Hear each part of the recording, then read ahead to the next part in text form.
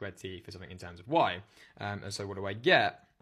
So I have the following. I have a half x minus 1 squared, and that's my 2 tan squared t, right? And then I have my plus 2, which is just there in the identity, and this is equal to 2 sec squared t, but that's y minus 3, so y minus 3, and I can just add the 3 to both sides, and I get what I wanted, which is y is equal to a half x minus 1 all squared plus 5. So you can see this just describes a simple quadratic curve, and this is, sort of like in completely the square form.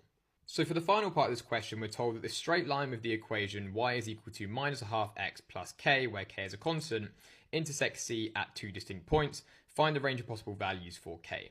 So with this question, it sort of pays to sit there and think about this for a little bit before you go ahead and jump in. So what I've drawn is basically the limiting cases for sort of obtaining 2 intersections with this curve C from some straight line, right? So first things first to notice is that because it's in this form, k is the y-intercept of this straight line.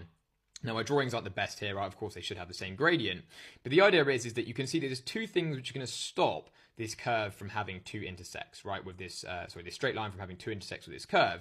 And that's firstly, k being too small, right? So if the k value, so the y-intercept is too low down, then, either we'll get a tangent, which is kind of the limiting case, right? Slightly above this, we get our 2 intersects, but anywhere below this, and we get our no intersections, right?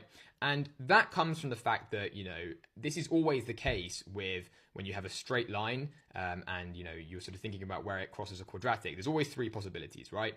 Either it's tangent like this, it has no intersect, so it misses, right? It's below the minimum point, doesn't, never crosses over the quadratic, or it's above the minimum point, so it crosses above the minimum point, and therefore you get your 2 intersections.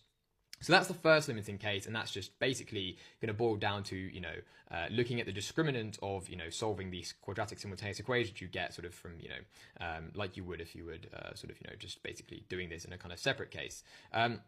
But also there's another limiting case from the fact that this sort of curve, right, this quadratic curve, which is defined parametrically, it's not defined over the whole real line, right? I mean, it's just basically defined for a small range of t values, hence why it's only drawn like this. I mean, those are the sort of t values in which it's defined for. So because of that, there was also a limiting case where if my k is too big, so the upper limit for k, I'm only going to sort of come down here and intersect once, like this line P does, right? Which is, again, sort of, basically one of these possibilities that only intersects once. So there's 2 limiting factors, right? So I need to sort of deal with these 2 cases separately. So the first one, we're going to analyze the discriminant of, what I would do sort of if I was solving this pair of simultaneous equations to see where they intersect and look for, the condition on K to get 2 distinct real solutions. And then I'm going to think about how, the fact that